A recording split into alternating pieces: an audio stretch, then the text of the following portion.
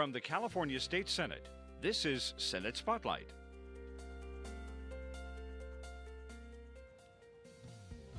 Well, hello everyone, and welcome to this edition of Senate Spotlight, where we discuss legislative priorities and policy and other related issues with members of the California State Senate. From the state capitol in Sacramento, and Brian Green, and we are proud to have back with us here State Senator Holly Mitchell of Los Angeles. She is the chair of the Senate Committee on Budget and Fiscal Review, and she and the committee are already into their annual rite of passage, this yearly kabuki dance of negotiation and discussion on the 2018-2019 state budget. Welcome, good to see you. Thank you for coming back. Good to see you. I always enjoy coming and sharing time with you. Thank you. Well, I look forward to it too. Always like, she's coming back. So here, we might as well get right into it. Governor last month, as we speak, released his, I think it was $190.3 billion state budget. Oh my gosh. Governor Brown's last ever state budget. Of course, the main budget committee and the subcommittees are already doing their due diligence and meeting. We're beginning 2018 in a pretty strong economic state. We've had some robust years. We've had some tough years. We're in a robust one right now. Let's talk about some of the points of alignment or any of the points of difference as things start to dry on this new budget here. So the subcommittees will start their subcommittee process March 1st. The full budget committees had our oversight hearing where the department and LAO kind of present status quo, not status quo, but what's in the budget. And the budget committee members can really kind of push back on projections, what the income really is looking like, those kinds of things. This past Thursday, we also had our second of what will very likely be four oversight hearings before the subcommittee start. On one new investment proposal the governor has included, which is to create a online-only community college. You know, no bricks and mortar, but an online community college.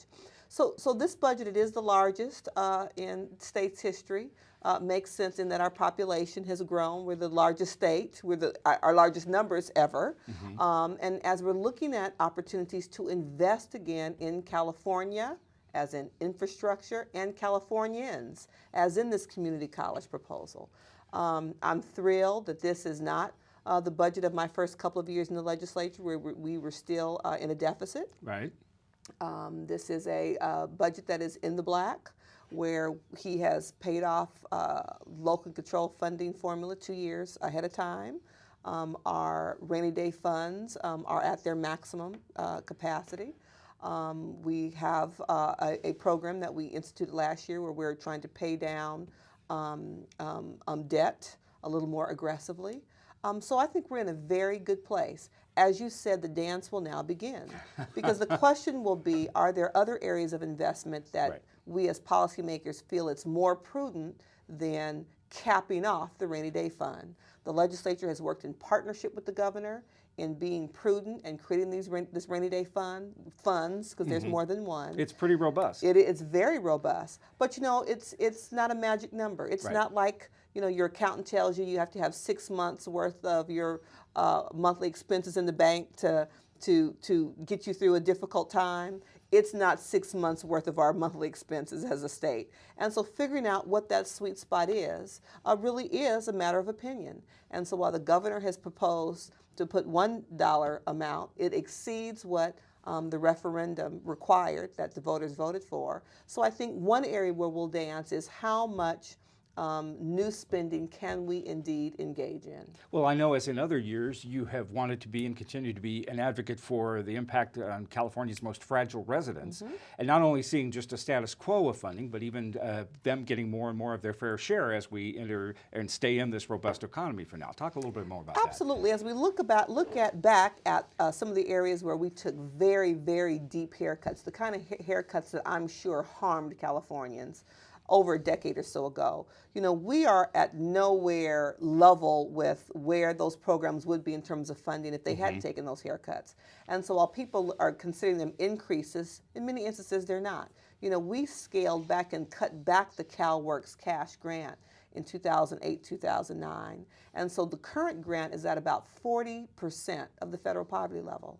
And so while we're looking at, in my office, creating an increase in the CalWORKS cash grant, again, I use the term increase very loosely. If we had remained on track with cost of living adjustments, those cash grants would be far higher than they are today. Right. You're talking And so- about bone to just a little bit of flesh on the Absolutely. bone. Yeah. So if anything, if any phrase I would use, it's more like a catch up. We're trying Right. to catch up in terms of areas where we cut costs, we cut funding, we cut investment, and communities and whole generations of California children have suffered. And so we need to do what we can when we're experiencing this economic recovery to again try to fully fund those necessary social services. And I understand as we move through this budget process, the federal government this year is not necessarily our partner in this process. Is that right? They don't appear to be across the board. Now, I heard wonderful news this morning writing Right. in on NPR about his commitment that he's made today with regard to infrastructure investment. Right. We certainly could use that in California.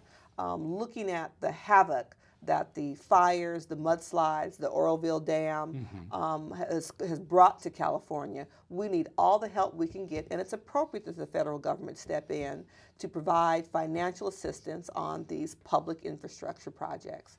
And so that could be a real boon. The action they took with regard to the S-CHIP program, Healthy Families, was very supportive. I'm sorry it took so long. It was 4 months to negotiate a program that has historically been bipartisan, but the reimbursement rate that they did negotiate in the budget will be good for California. You pretty much checked off all the things I wanted. So thank you for putting it also in this nice package. One thing I do want to talk about, you've talked about the priority of looking at this budget through a gender lens, which I think is really important. Services for mothers and working families, job equity, pay equity, education equity. Yes. Talk about your priorities in that as we move forward to a budget deadline this summer. Well, I'm looking forward to working with my colleague, Budget Chair Assemblymember Ting in the Assembly. He will chair the conference committee this year. The Senate is going through a leadership transition. Pro Tem designee Tony Atkins will make the transition mid-March. And so as we get into budget negotiations wholeheartedly after May revise into June, Ms. Atkins will be at the helm for the Senate. And we'll continue to work with my colleagues in the Senate to really identify what our priorities and what our spending plan should be. Again, I think infrastructure, the fires, the flood, Oroville have been a real wake-up call, I think, for all of us, that this is a new normal in terms of natural disasters in California, and that we have to be prepared and ready. Other infrastructure investments, many of our state facilities and institutions, from prisons to colleges, are all relatively old construction, 30 years or older. And so we have to do some kind of, like some home ownership, kind of make those kinds of decisions about, new boilers and new roofs. And so those aren't always sexy issues to talk about in the context of a budget, but they're practical and important investments to prevent longer term challenges that cost more. Taking on your term with investments, you have repeatedly said that a state budget is a statement of values, and like our own family budgets, we pay for what is most important to us, which is beautiful. And I remember, as you do, I'm sure, in the early 90s, during those leaner times, as we headed to the end of that decade, that the focus really was from the lawmakers and from the budget folks, reducing California's fiscal and government footprint. We want to cut it down. We want to reduce it. The public's demanding us to just cut it, make it lean. So fast forward to 2018, that's really not even realistic. Is it? I mean, I know we're in a good economy, but still. But I've never met a Californian who didn't want a DMV that they could access quickly and not have to wait in long lines. I've never met a Californian who was unemployed that didn't want to have access to the Employment Development Department to get their unemployment check and have workplace support services. And I've never met a Californian who didn't want a top-of-the-line K-12 publicly funded education system. So when you equate what state government pays for and the services we've all grown accustomed to, when you equate our arrogance as Californians, when we like to be the state of innovation and the best and brightest, where we're proud of our publicly funded higher education system, I've never met a Californian who didn't want to access those services. And so I think we have to be practical and real about what it costs to buy new technology, to have a low student-teacher ratio in a classroom. Those things cost money, and as long as we want to be the kind of California, the fifth largest economy in the world, a thought leader, an innovator, we have to invest in the institutions that afford us those opportunities. And I sense a lot of this too is a sort of an education process for all of us as we go through this. There was a headline circulating a week or so ago that said lawmakers in California have so much money this year they don't know what to do with it, but sorry, they're not going to give it back to you. And I even know some of your colleagues on the other side of the aisle have sort of pushed that talking point to some degree that we have this large surplus, but it's not going to last very long if Democrats have their way. Well, you know, I think the legislature has worked in partnership with the governor to have prudent spending plans, prudent investment plans over these last several years. And so, no, I don't believe we're in a position to, quote, give money back when we still have major areas of our budget that are sorely underfunded. Again, I think teachers, classroom teachers, can certainly identify areas where their schools need some assistance and some help. And so give money back, we're not in that position yet where there are so many areas of great need in our state. And despite a healthy economy, despite a budget surplus, job growth, prosperity, there's some new figures last month from the Census Bureau Supplemental Poverty Measure ranking California as the poverty capital of America. How can that be? It's not for lack of investment. Why are we in that mode?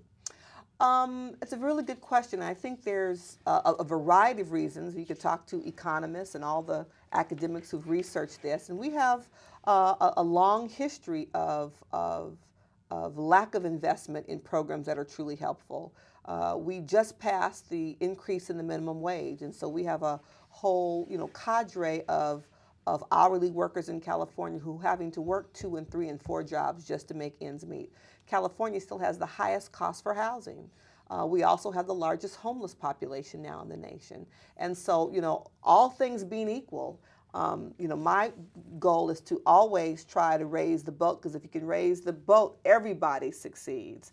But Silicon Valley has been wildly successful, but Central Valley and South LA still struggle from racism, classism, and lack of opportunity. And so those are the areas that we have to make sure that we target investment to give every Californian the opportunity to thrive. In your day job, you obviously do more than just tackle the budget. You've got your own legislative package, and actually still looking at some success from last year, the governor signing some landmark legislation, a whole package that you and Senator Ricardo Lara put together. This package of bills that was designed to keep young children out of the juvenile justice system, fix longstanding equity for youth and adults. I don't know why I'm explaining it to you. You know what it is. It's your equity and justice package. Just give us a brief primer on what those particular bills will do. We've talked about it here before. We have. But what's going to go into law? We have. And so what went into law is making sure that children can't waive their Miranda right. Create an opportunity for low-income families who are being charged fees by counties who incarcerated the children to no longer have to pay those fees. It created an opportunity that if you were not convicted, you didn't have to pay your court fees. From Senator Lara and my perspective, it really was kind of right-sizing historic criminal justice policies that were really out of alignment with what we know today based on research and experience and living under some of those harsh sentencing laws of the past 20, 25 years. We have now, for this current year, launched into Equity and Justice 2.0, where we are now putting together a package that will really continue the conversation around whether sentence enhancements are good public policy and what's good for California. We will continue the push on SB 439 to set a minimum age for incarceration in California. And that was a bill that was sort of left in the incubator from last year, right? It was left in the incubator because we realized we had work to do around education to really help people understand the types of, quote, crimes young people often engage in and the circumstances surrounding their decision and their lack of judgment. This whole movement around recognizing that children are not pint-sized adults and that we have to have age-appropriate expectation for their behavior and their understanding of the consequences of their behavior is really permeating all of our public policy work, from our early care and education work through preventing as many kids from entering the juvenile justice system as we can. So we look forward to another year of education and aggressive policymaking around juvenile justice reform and no longer criminalizing young people in California. Let me walk you through a little sidebar on this one. I just heard a TED Talk the other day from an African-American poet, Wande Katwiwa. She wrote this beautiful poem exploring the connection between criminal justice and reproductive justice, the right to justice, but also to give birth to a child who can live safely and securely without exposure to violence or oppression from the government. And then her hesitation as an African-American woman in 2018 who wants to be a mother, and seeing something about being black in America that has made motherhood, as she said, seem complicated. Something about being black in America that has made motherhood sound like mourning. And she said, I do not want children who live forever in the pages of poetry, but can't seem to outlive me. You're a mom, you're a lawmaker. Do you see that intersectionality there between criminal justice and reproductive justice? I live it every day. I am the mother of a 17-year-old young black man in America. And to think that I've had to have the conversations with him throughout the course of his life in terms of how he will be perceived by people who look like him, people who don't look like him, our strategic decision to apply to historically black colleges and universities in terms of really trying to create, once again, a nurturing, safe space where he can grow and expand his own mind and see black male professors who can be examples and role models, and to have the very difficult conversation about the interaction with law enforcement. Recognizing that I'm a public servant and I believe in government and I believe in supporting law enforcement who believe in supporting communities across the board. And so I can fully appreciate, having lived in her shoes, about how it can be a difficult dance. I think what's most important is that we talk about it and people understand, and that we don't carry that burden alone, that we have a sense of community, that our children are empowered to grow with both understanding and yet sensitivity about who they are as Americans. Having these kinds of conversations during Black History Month, I think, is very empowering. To know our history allows us to know the strength from which we come from, and to give young people the confidence to go out and conquer and create paradigm shifts so they won't have the same relationship with reproductive justice and criminal justice that my generation does. Beautifully said. We're almost out of time here, but you brought up Black History Month. Last week, as we speak here on the Senate floor, you honored and hosted the reception for the Black women quilters here in California. This showcased the exhibit that's here at the State Capitol in honor of Black History Month. There's an exhibit that's starting up at the California Museum, and Still We Rise. So you had joked on the floor, you said you have no artistic talent, so that's why. But I mean, let's talk about the sense of community that's part of these quilts and just what is going on. Well, you know, a couple of my colleagues on the floor heard me, and they went down to see the exhibit and came back and said, Holly, we were expecting, like quilts on the bed, not those works of art. Quilt art, and, Right, and so, I've read books recently about amazing stories of women who were enslaved, who could take scraps of material and create not only works of art, but gifts to their children that could be passed down for generations. These quilts hanging in the first floor of the Capitol are one-of-a-kind works of art. Some of them depict African-American history. The quilt that I personally own, that I bought from a quilter in Los Angeles, Ramses, he's the only male quilter on exhibit, is the image of Rosa Parks and her mugshot when she was arrested for keeping her seat on the bus, which launched the Montgomery bus boycott. There are family history images. There are images of other African-American cultural icons. So quilting is a craft that is, hopefully not dying, but it really is a wonderful depiction, I think, of African-American craftswomanship and history. Toni Morrison said once, she said, in times of dread, artists must never choose to remain silent. There's no time for self-pity, no room for fear. Good advice, too, also for a non-artistic legislator in 2018. Well, what's important is that we appreciate the artistic talents of others, and that's what I try to do by recognizing these amazing quilters from across the state of California. Right. Thank you so much. Holly Mitchell, good to talk to you. Thank you for your profound words and works. I appreciate you. Holly Mitchell is our senator from Los Angeles. She's also chair of the Senate Budget Committee, and that does it for this edition of Senate Spotlight. We invite you to join us again next time around as we discuss important legislative issues and policy with the newsmakers and the newsbreakers of the California State Senate. From the State Capitol in Sacramento, I'm Brian Green. Thanks for watching. Thanks for watching Senate Spotlight.